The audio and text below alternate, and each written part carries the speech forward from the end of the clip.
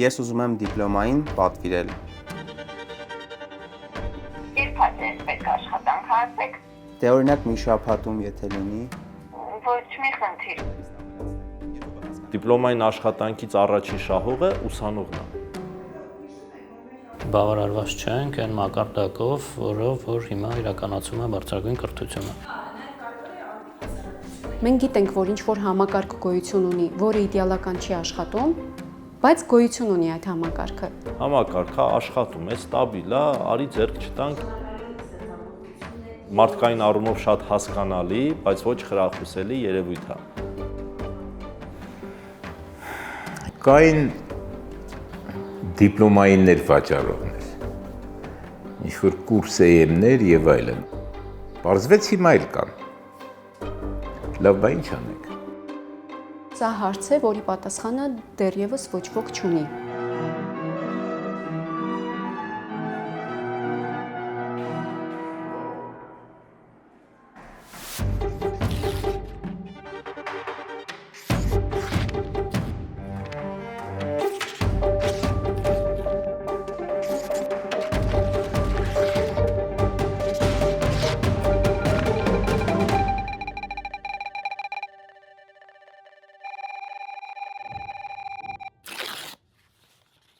Երբ ուսանող դարձա 6 տարի առաջ, սկսեցի սոցիալական ցանցերում հետևել համալսարանական էջերին։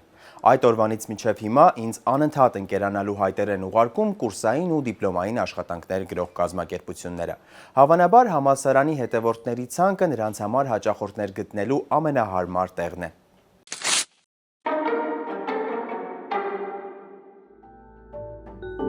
Ավարտական աշխատանքը կամ, ինչպես ընդունված է ասել, դիպլոմայինը, ուսանողի անցած ճանապարհի ամփոփումն է 30-ից 50 էջում։ Կանոնները խիստ են, ձևաչափը ստանդարտ, նախաբան, գլուխներ ու եզրակացություն։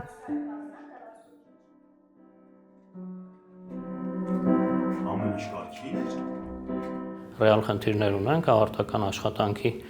որակի ու իր որպես ցուցիչ հանդես գալու տարողունակության մեջ, հա։ Ամենայն դեպս միակ չափման ձևն է, որով կարող ես գնահատել եւ հասկանալ ինչքանով է շրջանավարտը հասել այդ վերջնարդյունքին։ Սովորաբար էջը 1000 դրամ աշխատանքի, եթե այլ պահանջներ չեն լինելու ծրագրի տեսքով կամ չգիտեմ անտիպլագիատի դեպքում էջը 1300 դրամ է լինում, անտիպլագիատի աչոտ ենք տալիս, ելույթի խոսքով սլայդ ենք դրամատրում էլի անվճար, արդեն ամեն ինչ մտնում է գումարի մեջ։ Որակն ու բովանդակությունը վաղուց ունեն հստակ գնացուցակ։ Կան կազմակերպություններ ու անհատներ, որոնք գրում են դիպլոմային ու գիտական այլ աշխատանքներ։ Ոչ միայն underground գործող կազմակերպություններ ու գործակալություններ են, այլ ձևավորվել է որոշակի ինդուստրիա։ Բուհական համակարգը չի կարող վերահսկել տվյալ կառույցների աճը եւ գործառույթը։ Մենք որպես պետություն շատ գործիքակազմ չունենք բուհերում։ Եթե ամբողջ համայնքը որոշել է պետությանը խափի, ինքը կկարողանա։ Ոչ պետությունը բավարար գործիքակազմ ունի, ոչ բուհերը։ Արդյունքում խնդիրը տարիներ շարունակ մեզ ուղեկցում է, վիճարկելով կրթության որակն ու արժեքը։ Հայաստանի վարչական օրենսգիրքն արգելում է գիտական աշխատանքներ վաճառող ծառայությունների միայն գովազդը, սակայն բուն ծառայությունը չի արգելվում։ Այդ ծառայությունները ունեն ինստագրամյան էջեր, կայքեր, որոնցում ներկայացնում են իրենց տեսականին։ Օրենքով էլ նախատեսված է նոր օրենքով, որ ակադեմիական էթիկայի ուղեցույց կմշակվի, բայց դա էլի ուղեցույց է, այսինքն պետությունը չի լինելու արբիտրը, այսինքն դատավորը, թե ակադեմիական էթիկան խախտվել է, թե ոչ։ Ակադեմիական էթիկան ակադեմիական հանրույթի, ակադեմիական միջավայրի գոյաբանական հիմքն է, էքզիստենցիալ նշանակություն ունի։ Համատարած հարգանքի բացակայություն։ Ուսանողը եթե ինչ-որ հարցով մտնում է ամբիոն, ու իրան ասում են դու ով ես որ հարց տաս։ Եթե տենց հարաբերության ձևը կա, ոնց կարող է ուսանողը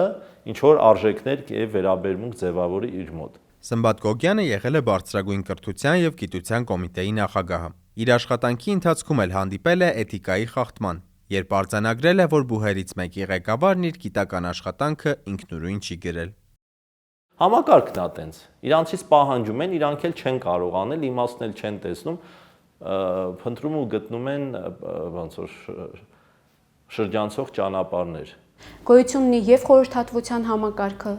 գոյություն ունի եւ գրախոսման համակարգը, գոյություն ունի ավարտական աշխատանքը գրելու ընթացքում իր ղեկավարի հետ անընդհատ համագործակցելու գաղափարը եւ գոյություն ունի հրապարակային պաշտպանության գաղափարը։ Գաղափարները կան եւ գործնականում կիրառվում են, բայց երբեմն ուսանողները խուսափում են դիպլոմային աշխատանք գրելուց, փոխարենը գնում են այն։ Եթե ամբողջ կուրսը կամ կուրսի մեծ մասը խուսափում է այս աշխատանքը կատարելուց, կամ չի հավատում, որ ինքն իր միջոցներով, իր ջանքերով եւ իր գիտելիքներով կարող է իրականացնել այս առաջադրանքը, ապա գուցե խնդիրը ուսանողի մեջ չէ։ Ուսանողի մեջ զարգացնել հմտություններ, որպեսզի 4-րդ կուրսում նա կարողանա դիպլոմային աշխատանք գրել, դա չեմ կարծում, որ համատարած Հայաստանում իրականացվում է։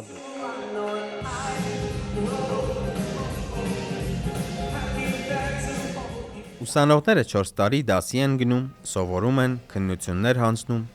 Այդ ամենը վերջում ամփոփվում է կարմիր կամ կապույտ մի դիպլոմի մեջ նշումով լրագրող, բժիշկ, իրավաբան կամ այլ մասնագետ։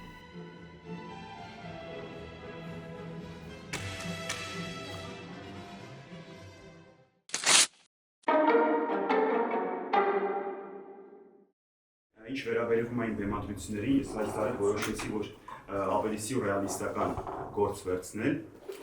Ֆրանց Կաֆկա, դատավճիռ։ Ավելի լավ է գրել միայն անիմաստ մանրուքներից։ Ղեկավարին հետ չաշխատելով ինչ-որ նյութեր բերել ղեկավարին խաբելը շատ դժվար է։ Եթե ղեկավարը գիտի ընդունակությունների մասին ուսանողը, այսինքն ինչքան պիտի թույլ լինի ուսանողը, որ տանի լավ աշխատանք, ղեկավարը հասկանա, որ գրել է տվել։ Մենակ այդ դեպքում կհասկանա, որ գրել են տվել։ Մեր զրուցակիցը պատմում էր, որ իրենց մոտ դեռ չի եղել դեպք, երբ ուսանողը բռնվի։ Դժվար է ասել, թե իրականում քանի հոգի է տարեկան օգտվում նման ծառայություններից, բայց սոցցանցերում այսպիսի կազմակերպությունների էջերի եւ առաջարկների աճը փաստում են։ Այս բիզնեսը ծաղկում է։ Եթե որևէ դասախոս ընդունում է այդ աշխատանքը, ես պնդում եմ, որ ինքը համաձայն է դրա հետ եւ ինքը գիտի, որ դա ձեռք է բերվել անցումից։ Ուրեմն մենք ավելի խորը խնդիր ունենք, քան թե այն, որ անցումներում վաճառում են։ Անցումներում ամեն ինչ վաճառելու են ըստ էության։ Պարզ է, որ այնպես չի, որ ձեր ասած դեպքերը չկան եւ չեն էլ լինելու։ Ես կստեմ, եթե պնդեմ, որ ոչ նման դեպքեր չեն եղել։ Այլ հարց է, որ ես չեմ հայտնաբերել եւ հնարավոր է եւ վրիպած լինենք եւ սպրդեն նման օրինակներ, ամենայն հավանականությամբ շատ հնարավոր է։ Բուհերի համար ուսանողը ոչ միայն ապագա մասնագետ է, այլև ֆինանսավորման աղբյուր։ Երբեմն ակադեմիական պահանջներն ու ֆինանսական շահերը չեն համընկնում։ Արդյունքում վերահսկողությունն ու ակադեմիական ազնվությունը տեղը զիջում են բիզնես շահին։ Ունեն չի, չէ՞ որ 3 տարի լավ սովորեց, հիմա եկավ դիպլոմայինի ժամանակ ուզում է արտագրի։ Ըստ երևույթին այդ ուսանողը միջանկյալ քննությունների ժամանակ էլ արտագրում, դասախոսներին համոզելով գնահատական ստանում։ Դա ստված երբևէ մեզանում բարձրագույն կրթությունը լինի անվճար։ Սա հնարավորություն կտա մեծ դասախոսներից ավելի խստապահանջ լինել եւ ավելի խիստ եւ ավելի մեծ պատասխանատվության զգացումով գնահատել ուսանողների աշխատանքները։ Եթե լուր կոնսենսուս կա, համաձայնություն կա, որ մենք այս 4 տարին պետքա յոլա տանենք, ձեզ դիպլոմը տանք, գնաք, այդ կոնսենսի պայմաններում, այո, որակի մասին հատուկ են մարդիկ են բարձրաձայնելու, խոսալու, պահանջելու։ Երևանի պետական համալսարանի ուսումնամեթոդական վարչության պետն ասում է. եղել են ուսանողներ, որոնք փորձել են խաբել եւ բռնվել են, իսկ թե քանիսին է հաջողվել մասնագիտական դիպլոմ ստանալ խարդախությամբ, անհայտ է։ Ռանդոմնի գնում վերահսկողություն են կանում եւ ցանկացած հանձնաժողով շատ լավ գիտի, որ ամեն վարքյան կարող է ռեկտորատից ներկայացուցիչ լինել եւ այդ պահին մտնել լսարան։ Այս խնդրի համար պետությունը արագ լուծում չունի։ Բարձրագույն կրթության եւ գիտության կոմիտեի նախագահ Սարգիս Հայոցյանի համոզմամբ իրական փոփոխությունները կլինեն միայն բուհերի խոշորացման եւ ակադեմիական քաղաքի ձևավորման արդյունքում։ Ակադեմիական քաղաքում դիպլոմայինները չեն արտագրելու։ Արտագրողները համենայն դեպս պատժվելու են։ Համալսարանը նշեցի, որ պիտի արմատապես վերափոխի իր առաջադրանքների, իր գնահատման մեթոդաբանությունը։ Սկսեն գնահատել ոչ թե ավարտական աշխատանքը կամ ավարտական վերջնարդյունք աշխատանքը, այլ աշխատանքի իրականացման ընթացքը։ Համակարգը փոխելու եւ նորացնելու քննարկումներին զուգահեռ ամեն տարի հազարավոր ուսանողներ ավարտում են բուհերը 5 կանոններով, ոմանք գնված դիպլոմայինով։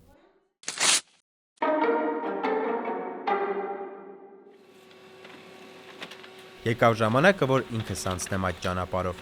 4-րդ կուրսում ընտրեցի թեմաս. ինչպես վերնագրել նյութերը, որ դրանք կարդացվեն։ Այսօր իմ դիպլոմային աշխատանքի պաշտպանությունն է։ Առհասարակ դիպլոմային աշխատանքը համալսարանի ամենակարևոր քննությունն է, որի ընթացքում ուսանողը պետք է ապացուցի, որ տարիներն իզուր չեն անցել, որ ստացել է բավարար հմտություն եւ գիտելիք եւ պատրաստ է սկսել մասնագիտական աշխատանք։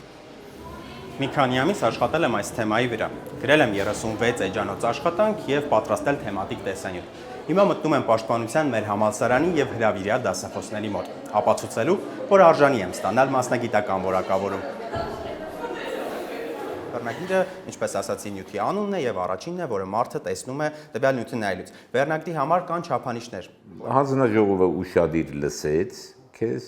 կարդաց աշխատանքդ եւ բարձր գնահատականի արժանացրեց իրավացիորեն, ինչի համար ես շատ ուրախ եմ։ Էհա, բայց դու ինձ ներկայացրիր նաեւ նույնի, այսպես ասած, կեղծիքը, կեղծ տարբերակը։ Լևոն Գալստյանն իմ դիպլոմայինի ղեկավարն է։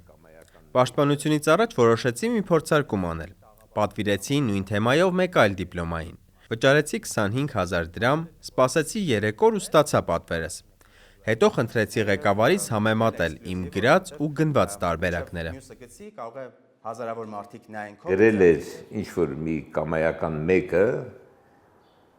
հավանաբար օգտվելով տարբեր աղբյուրներից եւ համացանցից, ով գիտի նաեւ եւ գուցե արհեստական բանականությունից այդպիսի հատվածներ էլի ես նկատեցի եւ կարծես հոդաբաշխ մի շարադրանք էր, բայց այնտեղ այնքան հակասություններ եւ տրամաբանական չմարսվա,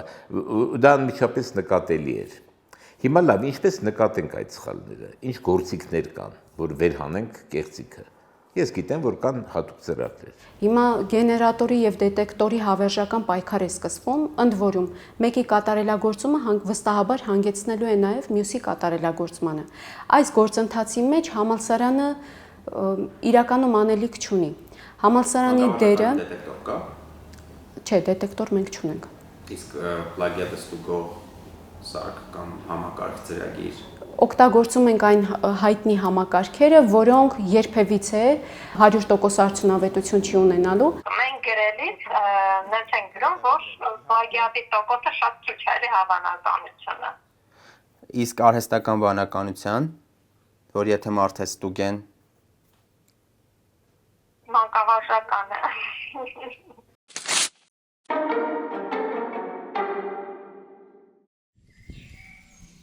բուհը ստանում է իր վարձը, ուսանողը իր դիպլոմը, դիպլոմային գրողը իր վճարը։ Թվում է շահում են բոլորը, բայց այս գործարքի մեջ կա նաև 4-րդ կողմը՝ հասարակությունը։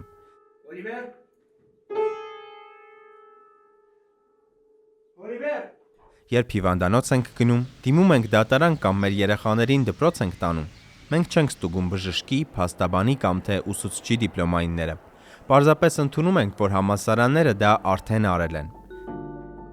Դիպլոմը սովորական թուղթ չէ, այն համալսարանի ստորագրած խոստումն է հասարակությանը, որ շրջանավարտը տիրապետում է իր մասնագիտությանը։ Մենք պետք է միշտ դասակենք ուսանող, որ եկել է սովորելու եւ ուսանող, որ եկել է առանց սովորելու դիպլոմ ստանալու։ Մենք միշտ պայքարում ենք երկրորդի դեմ, բայց չենք ասում եկեք առաջինի հնարավորությունները շատացնենք։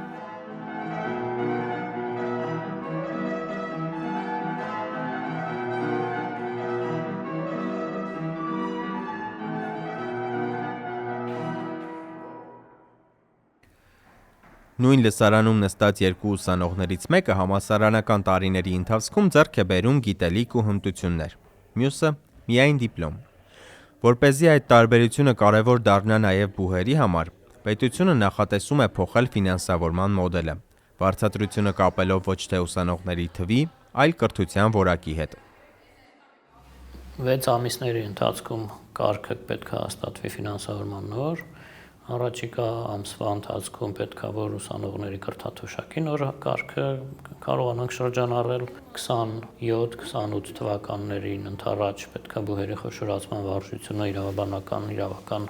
մակարդակում արդեն լուծված լինի։ Հարցեր տվեցին հարցին պատասխան։ Շատ հարցնի։ Չէ, Սիմոն գնա։ Ավարտական աշխատանքի պաշտպանությունը գնահատվել է 97.45 միավոր։ Օրինակ գանք ժուրնալիստիկայի օրինակին, հա, ձեր մասնագիտությունն է, չէ՞։ Ինչ կարելի է անել։ Ոչ թե դուք նստեք դիպլոմային աշխատանք գրեք, այլ լիքը լրատվամիջոցներ կան, որոնք աշխատողի կարիք ունեն, նյութեր գրելու կարիք ունեն, չէ՞։ Ուսանողները լրատվամիջոցների հետ համագործակցության արդյունքում ինչ որ աշխատանքներ կատարեն։ Տարիներ առաջ ես ուզում էի փոխել այդ ամենը եւ շեշտը դնել լրագրողի աշխատանքի գնահատման ամենակարևոր ցուցանիշի վրա։ Կոնկրետ լրագրողական նյութի, թե այս անձը, որ վաղը ավարտում է մեր համալսարանը, գործնականում որևէ զանգվածային լրատվության միջոցում, ինչ կարող է անել։ Եղան առարկություններ, նաև իմ բազմաթիվ հարգարժան գործընկերների կողմից։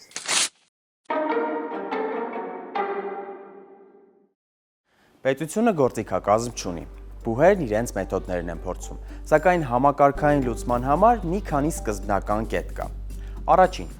փոխել դիպլոմային աշխատանքի իմաստը։ Այն պետք է լինի ոչ թե 40-ից 50 էջանոց պարտադիր տեքստ, որը պաշտպանությունից հետո փոշի կհավաքի դեկանատի դարակներում, այլ մի իրական նախագիծ։ Նյութ, հետազոտություն, բեմադրություն, ծրագիր, որը արժեք կստեղծի թե մասնագետի, թե մասնագիտության համար։ Փոխել դիպլոմային աշխատանքի գնահատման տրամաբանությունը։ Եթե դասախոսը գաղափարի փուլից ներգրաված լինի աշխատանքներում, ամիսներ շարունակ հետևի ընթացքին, քննարկի, ուղղի սխալներն ու ուղղորդի ուսանողին, ապա գետնանցումներից գնված կամ արհեստական բանականությամբ գրված դիպլոմային աշխատանքներով նրան խաբելը դժվար կլինի։ Շնորհակալ եմ շրջանավարտներ եւ ձեզ կանաչ ճանապարհ։